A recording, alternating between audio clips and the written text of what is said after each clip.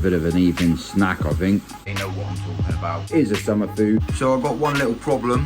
First part of the calibration done, and I do use the word edumacate. Put my finger on it again. Got to clean up this mess. These kits are not cheap, I'm not gonna lie, and I find the solution lasts for a lot longer than but I'm gonna clean it. Can you see down this line, I'm bringing them together slightly. I don't know if it's something that I can do. I'm sitting at 6.9. A lot of people that don't know, they're definitely interested. Job's a good one. Build yourself a soakaway, which I'm not sure what this type of algae or moss is called. Thank your mother for the rabbits. So I thought I'd come out with my food. This ain't the actual food that I'm feeding at the moment. So in here, what I got left, I've got a little bit of Sakai wheat germ left, a few of the koi friend pellets. I thought I'd come out, do a little bit of a feed. I haven't really been feeding the koi much over the winter. We've had quite a little bit of a warm spell recently, so water temperatures I believe are around 11 degrees. So I thought I would just trickle in just a little bit of food. Spend a little bit of time out here in the garden, just doing my nighttime routine really. Having myself my cuppa, chilling out with my fish. Just wanted to add, I've added a little link, a little Amazon wish list. Some people said that they wanted to buy the fish some food, so I've put that list there. By all means, don't think that I'm begging, because it's far from that. I got asked to put the list there, so if you check down in the comment section. But the glass itself is a little bit steamed up really. That's just down to the temperature of the water. It's a lot warmer than what the air temperature is. Rain's just come in, so I thought I would just go inside the filter house and just do my checks really. See if anything needs doing. That's flashing, so I'll do that in this video, just to show people how I do it and what I do. So I've got one little problem at the moment with my dechlorinator. Come in and I thought I've got a load of water on the floor. I don't really know what's going on. And what I believe was happening is dripping down here. It's dripping down here, dripping down here, and it's going into the drain. So it's no major issue. But I've had this dechlorinator, the system, for around 7 to 10 years now, I'd imagine. Fair with you, all of the springs, this one here has got like, you've got a push button on it which helps release the air if you get an air pressure build up. Well, this one here blew off about 3 years ago and I managed to fix it. And this one here's blew off, and I thought I fixed it. You can see all the water on the top. So it's dripping down through, drip, drip, drip, straight into the drain. But you know what it's like when you get a water leak.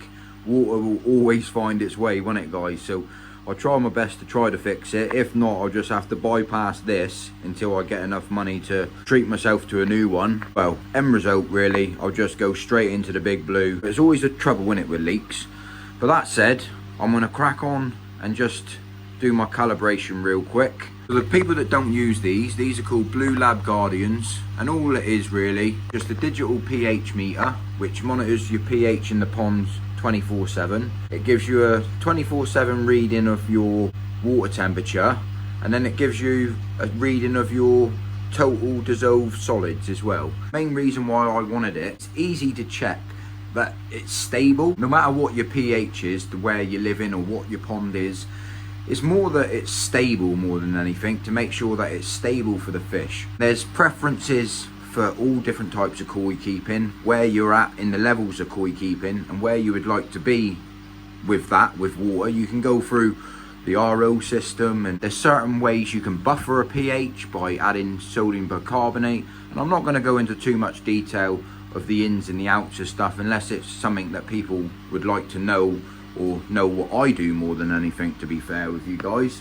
So I'm just going to calibrate the Blue Lab Guardian, and I'm not sure if I've shown this before, or if you've seen it before, just skip on through the video, because for some people new to the hobby, they don't know what it is. The people that's already into the hobby, they already know what it is. So it's all I do with mine. I give it a bit of a wash off. So I leave the probe in the top of the pH 7 solution. I hold on to the button once, it says calibrate, I let go of the button, and as you'll see, it will calibrate to pH 7. As soon as it's finished flashing, it should come up now with a green dot saying pH 7. So that's the first part of the calibration done. The second part of it is to go back into your pond, give it a bit of a wash off, and then go into your pH 4 solution. Just rest mine there. As you can see, we've dropped down to pH 4. So I just hold my finger on it again. It says calibrate, I let go. It starts calibration. It should come up calibration 4. And then what you need to know to make sure it's calibrated, both of these dots will be on now. And that means with both of these dots on, it means it's completely calibrated. But look what I've just done trying to film. So I've just wasted my pH 4 solution, which was the last bit that I got. Trying to show you guys with one hand. Never mind, shit happens. Just put it back there, and as you'll see, you'll start seeing the pH meter start rising back up, and then it will give me the actual reading of the pond, what the pond's sitting at, to the exact decimal point. I've got to clean up this mess. I didn't mean to do that.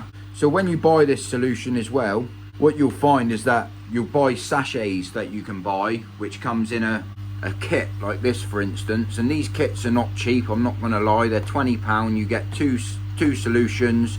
You get cleaning solutions for your probe to clean the actual probe itself. What I do with these, I just screw the lid on, and I find the solution lasts for a lot longer, as long as it comes down to what it says it should be. So as long as you get it down to 7 and you get it down to 4 when you actually are doing your probing, I've found that's how I've been using it. But I've just wasted my last bit. I'll have to tell the wife that as well. So these solutions are not cheap. Hopefully I can just buy the bottle. Typical, innit? I've just wasted it. And eventually, after around 5 minutes, I like to know that it's all done. And I like to know that it's stable, where it's at. And if my pH is a little bit low and it needs a little bit of buffering, what I tend to do is that I just add a little bit of sodium bicarbonate. And I'll spend another 10 minutes just checking it out, just to make sure it's stable. I'm happy where it's to. And then everything's winner winner chicken dinner sort of thing. I'm gonna clean this up and I'll be back with you shortly. I thought I would just pick up the camera, face me, because I was just facing all of this stuff in here, and people get, you know, it's a little bit less interesting, I suppose. But yeah, the food that I was feeding, I'll just flip you around once more. Pieces, but that was the food I've been feeding, and really the water temperature is not really warm enough for that. But it's all I got at the moment. I got a little bag of this. There's hardly anything left, and this is more of a summer food. Well, it is a summer food, to be honest with you. When the water temperatures turn up, I'll get the auto feeder back out, and I'll be feeding the fish all of the time. But I'll grab the old towel out, clean up this. Typical, innit? Absolutely typical. I like checking over the drum, make sure everything's working well. I sometimes get a little bit of a build up down through this corner.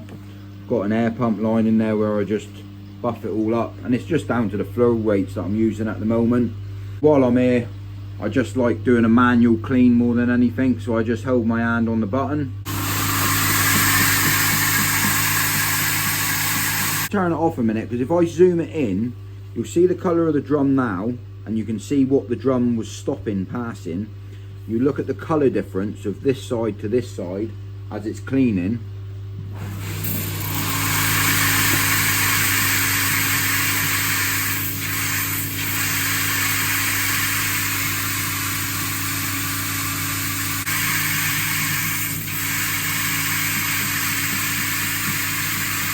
What I've noticed, and I don't know if you guys have seen it in the video, and you see down this line, this line, this line, there and there, and I believe these jets are just missing this line at the moment. And I don't know if the jets are not performing as well as what they were, or if it's just an issue that I might need to amend by just bringing them together slightly. I don't know if it's something that I can do, I'm not really sure, but I don't know if you guys can see that. It's recently happened, or recently happening.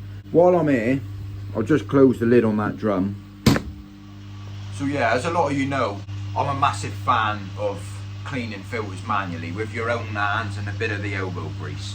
The best advantage of having a drum, and this is not me telling people that they have to have a drum and the only way that you can keep a koi pond is having a drum, because it's far from that.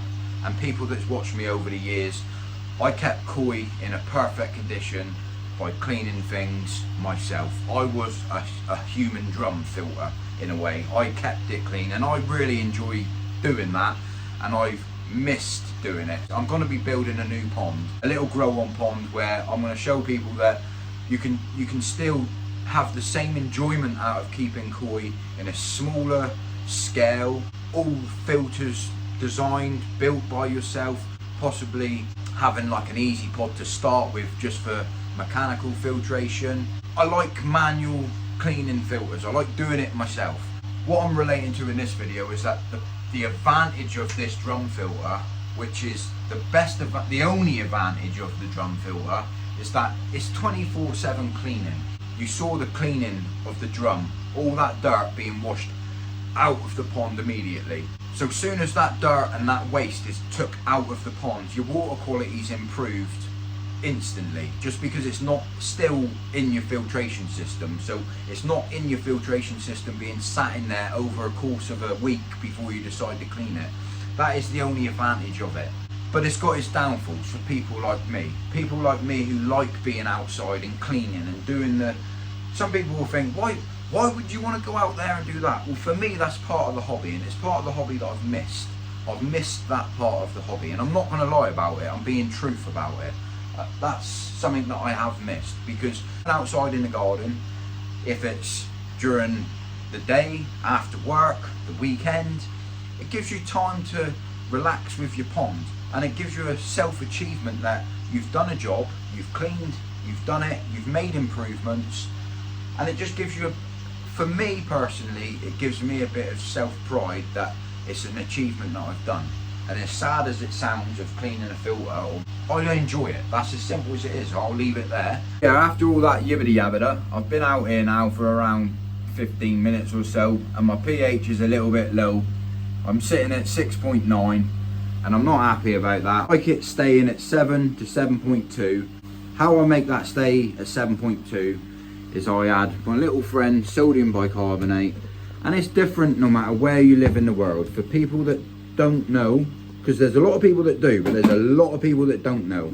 So basically, where you live in the world all depends on what your tap water supply is. You do a 10% water change, or whatever water that you change from your pond, weekly, daily, you've got to check what pH that you put into the pond, and you've got to check what KH that you put into the pond is as well, because it makes a hell of a difference. Because some places in the world, or in the country, or in England, or different parts of the world, it's all different KH, it's all different pH, and it's down to if you're in a hard water area, a soft water area, and it all completely affects your pond water, because there's people out there trying to reach a target or a goal, or trying to keep a certain pH, and it's pretty much impossible for some people to get a low pH, because the water that they're adding to the pond is a constant battle, because you can never ever get a low pH from a tap water supply that is, say your tap water supply is a pH of 7.9 or 8. There's no way by putting it to your pond it's automatically going to say 7.1, because it won't happen. The only way that will happen is if you go down a route called an RO route. I've not got enough knowledge to explain that to people. That I know how it works, but I haven't got enough knowledge to explain that to people that that's what they need to do. But that's the step that I'm saying, that if people want to achieve a goal of a low pH, this is a koi hobbyist talking. So from my understanding of it, what I've learned over the years, fish and koi like a low pH.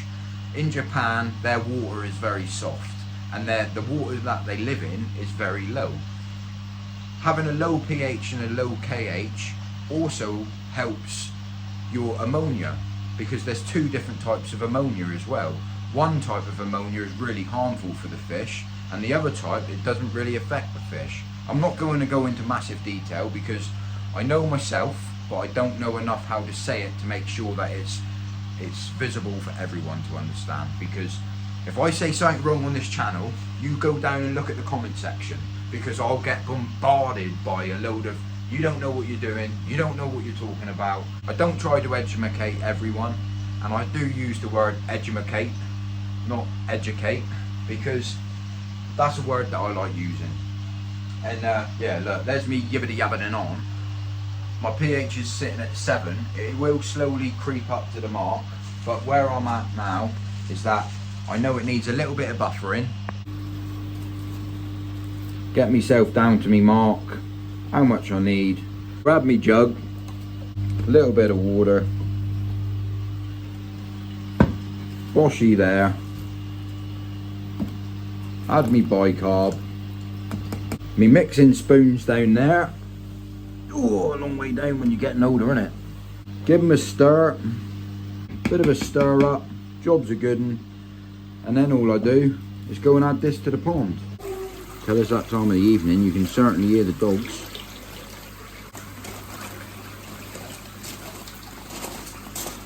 Give it a bit of a mix. I've got a couple of outlets down here as well, so it'll just come on down through. But one thing I've noticed as well, you can tell the pond's getting very well matured. Not sure what this type of algae or moss is called, but it does look very cool around the pond when you know your pond's getting matured. I mean, this pond build now, it's got to be nearly 3 years old now. It's definitely 2 years old, but it's all around the pond, the whole way round. Some of it's growing in the shower. It just means that the pond's really matured, and I really like it. I can remember going to my koi dealer visit, and they've got loads of it, and I do see the fish, the koi themselves, they come up, they have a good little munch on that as well. But as you can see, my water going to the pond is 24/7, it never stops, and it seems to, I find that it seems to help keep the water that little bit better. Whether if that's the right thing to do or the wrong thing to do, I am on a water meter, for the people that don't know, so it's not the cheapest. So when I built the pond, I'd done a little bit of investigation, and if you build yourself a soakaway, which the soakaway is in the ground there, it's buried underneath the ground, and the water that empties from this pond goes into the soakaway. The reason why I've done that is because there's a discount on the water that I'm not paying sewage charge for. So I get a discount rate through the water meter that runs through a separate meter as well. Not just this one, but it runs through a separate meter before it comes to the pond. So the tap supply that's running this system inside of my house, I've got a separate meter that I had to have Southwest Water Company come out. They installed the meter for me, but it gives me a 50-60% discount on the water that's going to the pond, which it helps out massively. So if you're new and thinking about building a pond, check with your water company where you're to. If you build your own soakaway to the pond and you have your own supply to it, any wastewater that you're not getting rid of down their drain lines, then you can get a discount on.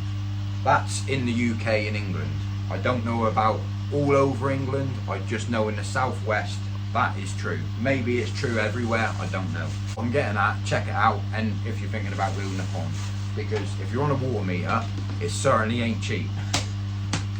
That said, I'm going to chuck this back up here, and I've got to do some editing now. So hope you enjoyed the video, and like I said, if you get time, check out my little Amazon link. It's only there for the people that's asked me to put it there, and yeah, well, I'll leave it there. Like I said, I don't want to come across like I'm begging, because it's far from that, and it's not that. I'm going to end the video, because hope you've enjoyed it. Hope you like listening to me yibbida yabbida. You can see me pH will start creeping back up. I'll stay out here for another 10 minutes, make sure that I'm at 7.2, and well, on that note, I haven't said this for ages, but thank your mother for the rabbits, and I'll see you on the next one. They're definitely interested. You can see the chag down there. She absolutely laps it up. You watch how much she'll just munch away. She'll clear all of that. No wonder why she's putting on so much size. But that's the best thing about having a chag to your pond. They'll just keep eating. They're eating machines.